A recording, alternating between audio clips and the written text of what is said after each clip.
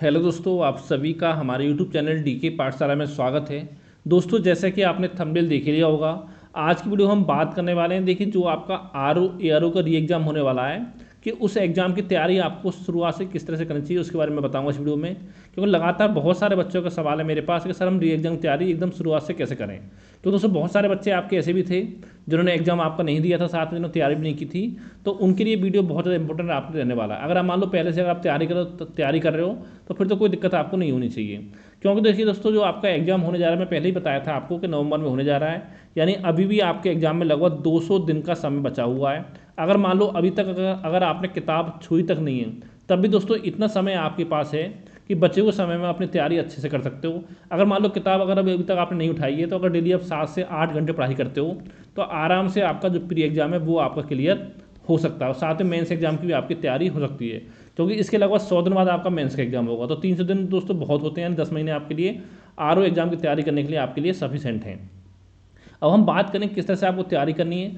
उससे पहले दोस्तों मैं आपको बताना चाहता हूँ, देखिए अगर आप हमारे आर ओ के व्हाट्सएप ग्रुप में जुड़ना चाहते हो तो ये मेरा व्हाट्सएप नंबर है 7042654209। ठीक है, इस नंबर पर व्हाट्सएप पर आप मैसेज कर सकते हो। तो हमारे ग्रुप से संबंधित सारी जानकारी आपको दे दी जाएगी।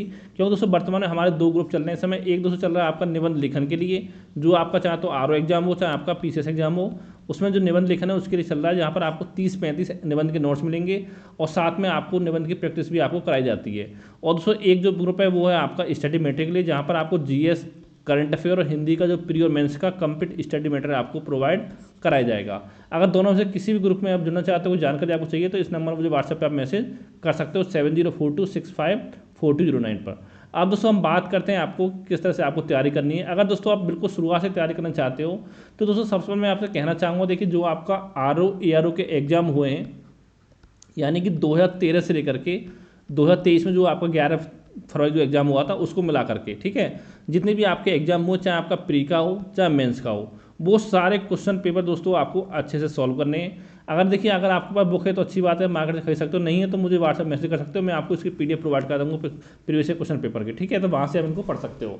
तो यहाँ पर दोस्तों क्या करना है, देखिए सारे क्वेश्चन पेपर आपको पढ़ने, देखिए उसमें जो करंट का पार्ट है उसको आप छोड़ देना, क्योंकि करंट वो आपका पुराना हो चुका है, वहाँ से क्वेश्चन आपके नहीं आएंगे। और बाकी दोस्तों जो भी आपके जैसे 140 में से 118-20 क्वेश्चन जो बन रहे हैं आपके जीएस के और रीजनिंग वगैरह के, वो दोस्तों सारे प्रैक्टिस आपको करने हैं। और साथ में दोस्तों एक चीज़ का आपको ध्यान देना है, जैसे कि आप कोई क्वेश्चन पढ़ रहे हो, वहाँ पर ये देखना है कि किस क्वेश्चन आपका किस टॉपिक से पूछा गया है। जैसे आपसे मान लो एक क्वेश्चन पूछा गया है बायोलॉजी में कि जो आपका विटामिन सी का जो रासायनिक नाम है वो आप बताइए, विटामिन सी का रासायनिक नाम। तो यहाँ पर दोस्तों क्या करना था कि विटामिन सी का रासायनिक तो पता होना चाहिए, आपको पढ़ना ही पढ़ना है। साथ में दोस्तों यहाँ पर एक पेपर पेन लेकर नोट करना आपको टॉपिक विटामिन के रासायनिक नाम।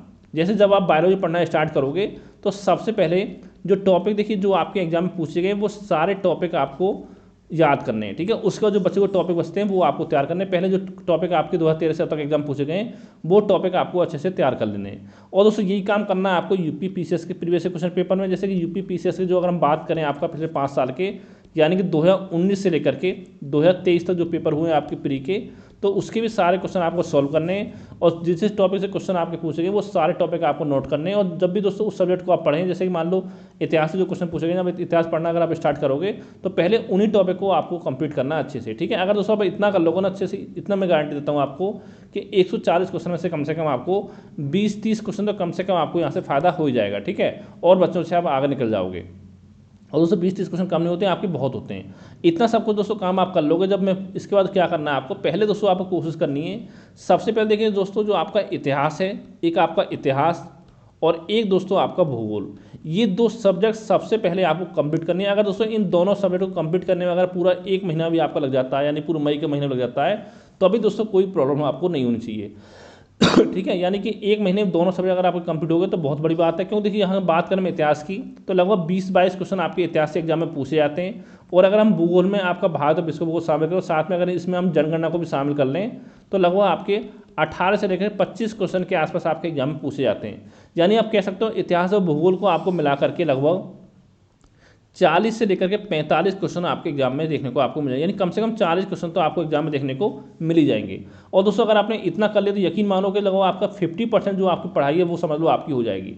क्योंकि दोस्तों इसके बाद देखिए जो आपका राज्य व्यवस्था होगा उसमें टाइम आपको नहीं लगेगा, जो आपका सामान्य विज्ञान है उसमें टाइम नहीं लगेगा, क्योंकि आपने हाई स्कूल में पढ़ा होगा फिजिक्स केमिस्ट्री वगैरह, ठीक है। और जो भारतीय अर्थव्यवस्था उसमें मेनली करंट अफेयर आपको फोकस करना। यानी अगर दोस्तों आपने इतना अच्छे से कर लिया और इसके बाद अगर आपका रीजनिंग हो गया, एक रीजनिंग मैथ जो आपका आता है 13 क्वेश्चन, और साथ में करंट अफेयर, अगर दोस्तों इतना आपका तैयार हो जाता है तो समझ लो लगभग आपका 70% जो आपकी पढ़ाई है जीएस की वो आपकी तैयार हो गई, ठीक है। फिर इसके बाद ज़्यादा मेहनत आपको नहीं करनी पड़ेगी। तो पहले आपको इतिहास भूगोल कंप्लीट करना है, उसके बाद आगे के चैप्टर है वो आपको करना है। देखिए करंट की बात है, देखिए करंट अभी आपको पढ़ने की जरूरत नहीं है, क्योंकि देखिए आपको 1 नवंबर होगा तो आप कोशिश करिए कि आपको 1 नवंबर 2023 से करंट पढ़ना आप स्टार्ट करें। नवंबर दिसंबर से लेकर के आपका यानी लगभग 1 साल का जो करंट अफेयर वो आपका हो जाएगा। यानी कि एग्जाम से लगभग 20-25 दिन पहले तक का जो करंट अफेयर वो आपको अच्छे से तैयार करना है, ठीक है। इस तरह से आपको तैयारी करनी है। और दोस्तों साथ में मैं बताना चाहता हूँ, देखिए अगर कोई आपको तैयारी करने में कोई प्रॉब्लम आ रही है, बुक्स वगैरह मैं ऑलरेडी बता चुका हूँ, कोई भी अगर आपको प्रॉब्लम हो तो मुझे व्हाट्सएप पे मुझे आप मैसेज करके पूछ सकते हो, चाहे आप हमारे ग्रुप में जुड़े हो या ना जुड़े हो, ठीक है। इस तरह से आपको तैयारी करनी है। और दोस्तों आपको कोशिश करनी है, देखिए जो आपका एग्जाम होगा उसमें आपको 130 से लेकर के 135 क्वेश्चन के आसपास आपको सही करके आने हैं, ठीक है। और दोस्तों कोशिश आप ये करिए, देखिए अगर मान लो कहीं आप जॉब नहीं करते हो तो लगभग दिन में 7 से 8 घंटा आप स्टडी करने की कोशिश करिए, जिसमें से आपका मान चलो जैसे कि अगर आप 7 घंटा पढ़ते हो तो 6 घंटा पढ़ो आप जीएस, ठीक है। उसमें से 1 घंटा पढ़िए आप जो आपकी हिंदी के 6 टॉपिक प्री में आते हैं उनको पढ़िए। अगर वो 6 टॉपिक अगर 1 घंटा का डेली पढ़ लोगे 5-6 महीने तो आराम से आपकी अच्छे से तैयारी हो जाएगी। इतनी तैयारी आपकी हो जाएगी कि 54-55 क्वेश्चन जो आप एग्जाम में कराओगे। और दोस्तों इसके अलावा देखिए मैं आपसे कहना चाहता हूँ, देखिए आप कोशिश करिए, देखिए जो आपका निबंध आता है मेंस परीक्षा में, तो आप ये कोशिश करिए कि हफ्ते में एक दिन, कोई दिन आप निकाल के सैटरडे संडे जो भी निकालना चाहो, कि कम से कम एक निबंध आप जरूर लिखें, ठीक है। इस तरह से सोचो, अगर मान लो आप मेंस जो है आपका एग्जाम होगा वो मार्च से पहले तो कम से नहीं होगा, तो यानी अभी आपका 10 महीने समय। अगर मान लो एक महीने में अगर 4 निबंध भी आप लिखते हो तो 10 महीने में आपके जो निबंध हो जाएंगे वो आपके हो जाएंगे टोटल 40, जो कि आपके लिए मोर देन सफिशिएंट है। अगर आपने 35-40 ऐसे तैयार कर लिए अच्छे से, तो हर पार्ट में से एक ऐसे तो कम से कम आपको एग्जाम में देखने को मिल ही जाएगा, ठीक है। इतना आपको हो गया। और साथ में देखिए जो आपका हिंदी आती है मेंस में, उसमें एक आपका प्रशासन शब्दावली आपका टॉपिक आता है, प्रशासन शब्दावली। इसके अलावा मुहावरे लोकोक्तियाँ आपके आते हैं, और एक आपका होता है कंप्यूटर। तो इन तीनों को जो आपके टॉपिक है इनको भी थोड़ा थोड़ा पढ़ते रहिए। जैसे आप मन किया हफ्ते में एक दिन आपने कंप्यूटर पढ़ लिया आधा घंटा, किसी दिन आपने मुहावरे पढ़ लिए 10-20, ठीक है, किसी दिन आपने 10-20% शब्दावली पढ़ ली। इस तरह से आप इनको पढ़ सकते हो, क्योंकि इसके लिए बहुत टाइम आपके पास है। लेकिन दोस्तों देखिए जो भी आप तैयारी करो अपने मन से तैयारी करें, 7-8 घंटे जरूर पढ़ें। अगर आप जॉब नहीं करते हो, जॉब करते हो तो 4-5 घंटे पढ़ने की आप कोशिश करें, क्योंकि दोस्तों इतना यकीन मानिए कि इस बार बहुत ही अच्छा मौका आपको मिल रहा है नौकरी पाने का। क्योंकि इसके बाद जो अगली वैकेंसी आपकी आएगी या तो 2026 के लास्ट में आएगी आरओ की, या फिर 2027 में आएगी, और इतने बड़े पदों पे आगे भर्ती देखने को आपको नहीं मिलेगी। क्योंकि इस बार देखिए जो पदों की संख्या है वो 500 से लेकर के 550 के आसपास आपकी हो जाएगी, जब तक कि आपका प्री एग्जाम का रिजल्ट जो है जारी किया जाएगा, ठीक है। तो अपनी तैयारी आप अच्छे से करते रहिए। Thank you for watching.